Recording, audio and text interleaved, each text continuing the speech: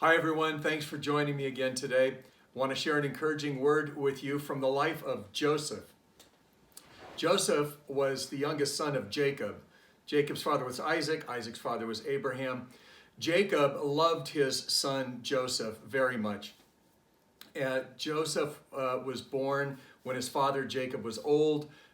Jacob made him a coat of many colors, and so he really loved Joseph. The challenge with that is that Joseph's brothers hated him very much for that because his father loved him so much. They hated him, they were jealous of him.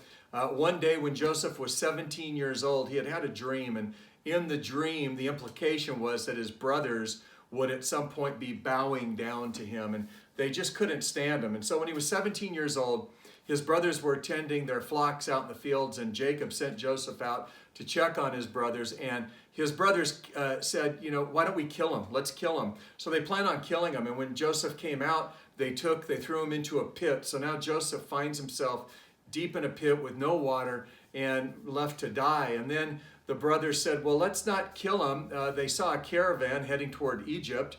And they said, why don't we sell him? Let's just sell him and make some money off of it. And we'll take his coat, we'll kill a goat, we'll put some blood on his coat, we'll tell Dad that a wild animal got Joseph, and that'll be it. So they did that. Jacob wept deeply, and Joseph now goes into Egypt, into a foreign land. Egypt a lot of times is kind of like symbolic for being away from God, or a land of bondage and slavery.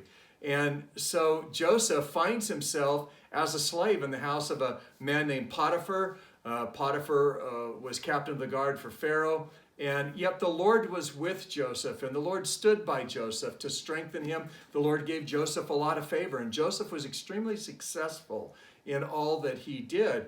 Now the challenge was Potiphar had a wife, and she kept wanting Joseph to have sexual relations with her. She kept trying to get him to go to bed with her, and he kept saying no, and no, I can't do this. And then finally one day she made an advance at him, and his cloak came off, and as he ran away, and then realizing she wasn't going to be able to have Joseph, she, instead of wanting Joseph, tried to destroy him, and she made up a lie that Joseph advanced her, and this made Potiphar angry. Potiphar has Joseph thrown into prison. So now he's gone from being thrown into a pit to being sold as a slave, and now he's in a prison. Hadn't done anything wrong. God still continues to be with Joseph, giving him favor in the prison. And there are a couple of men who worked for Pharaoh, servants, who found themselves in prison. They had made Pharaoh mad. One was a cupbearer, and that's the one who would bring Pharaoh what it was to drink. He would test it to make sure it wasn't poisonous, keep Pharaoh's wine filled or whatever. And then there was the chief baker. They both had dreams. They were both disturbing dreams. They couldn't figure out the dreams. And Joseph said, well, God gives interpretations to dreams.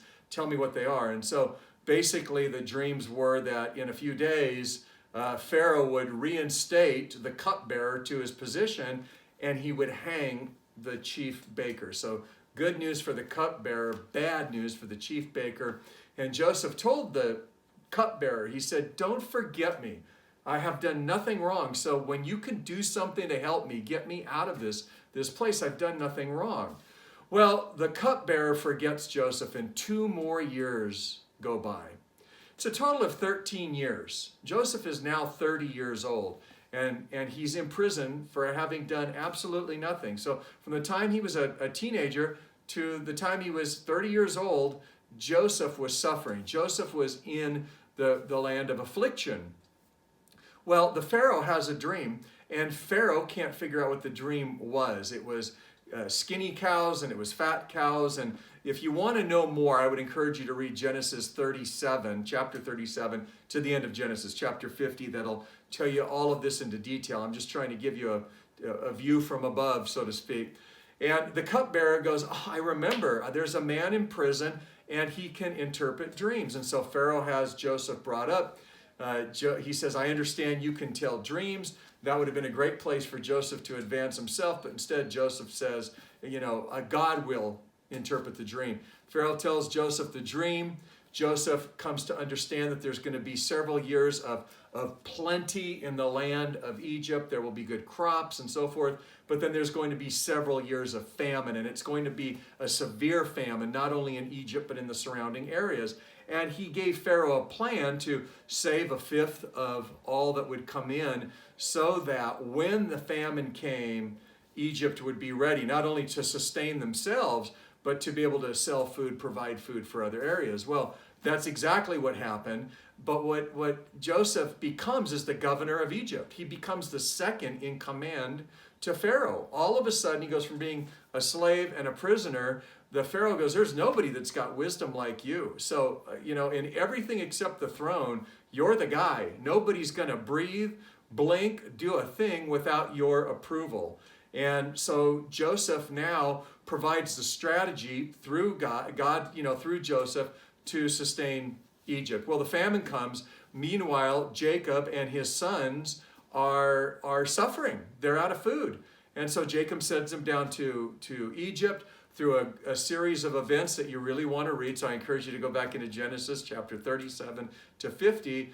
Joseph reveals himself to his brothers. He provides them with the food. He brings his brothers and his father into Egypt, into what's called the land of Goshen, where they live and where Jacob eventually dies. And Joseph had been treating his brothers with kindness, unlike they treated him. Well, Jacob dies, and the brothers begin to think, wow, Joseph is going to treat us like we treated him. And so they kind of make up what appears to be a false story that Jacob said, you're to treat my sons good. And so they go to Joseph. They're really scrambling now. They ask Joseph to forgive them. And this is where all this preamble is to the verses that I want us to look at. And this is Genesis chapter 50, beginning at verse 19 and 20. The brothers are afraid Joseph is going to get revenge. And Joseph says to them, do not fear, as for, am I in the place of God? In other words, Joseph is going, don't be afraid. I'm not going to judge you.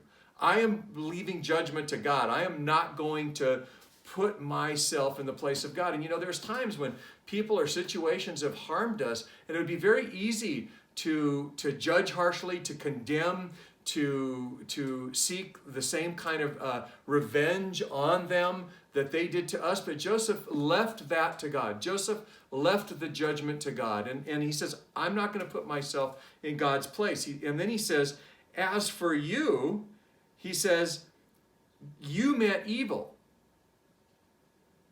You meant evil against me, but God meant it for good, to bring it about that many people should be kept alive as they are today. So Joseph is saying, as for me, I'm not going to condemn you. Now, as for you, you meant evil. You meant me evil, but God meant it for good. And then Joseph saw that it would be to preserve the lives of many people. God worked in such a way in Joseph that Joseph was actually able to say that the Lord had caused him to be fruitful in the land of his affliction. The Bible says we have the mind of Christ. That means the attitude of Christ. And Joseph here really exemplifies it. It would have been very easy for Joseph to have his brothers executed or to put them into slavery. But he says, I'm not going to put myself in the place of God. You meant to harm me, but God meant it for good.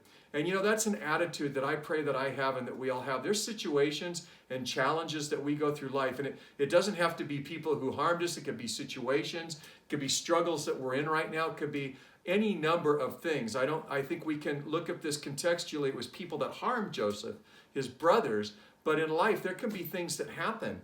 And these could be really difficult things, hard things. And at times when we're right in the middle of that suffering or challenge, it can be hard to see God in that. And I pray that our eyes would be open to, as Paul said, everyone deserted me, but the Lord stood by me.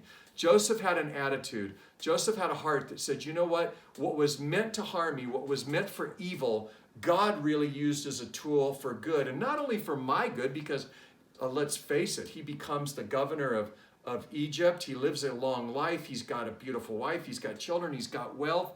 But it was to preserve the life of many. Joseph was able to see the greater good in the midst of his suffering. We're so focused on ourselves today. We really are a selfie culture. that it's very hard many times for us to understand we're not the center of the universe. And that many times what we go through is not just for us, but it's for those around us. There's a bigger picture. Well, I'm going to close with a very familiar verse from Romans chapter 8. I know that many of you know this. I would caution you, while this is true, when someone is right in the middle of a traumatic loss, be cautious when in beating them over the head with this passage, okay? But this is a passage of Scripture that we can lean on, especially when we're in the midst of struggling. Romans chapter 8, verse 28 says this, "For we know that for those who love God, all things work together for good, for those who are called according to his purpose." There's a promise that we can stand on. Well, I hope you were inspired today from the life of Joseph. You know, let God be the judge. When we're facing difficult situations and challenges, may we be able to come to the place where we can see God's faithfulness in it and the greater good. God bless you. Look forward to seeing you again.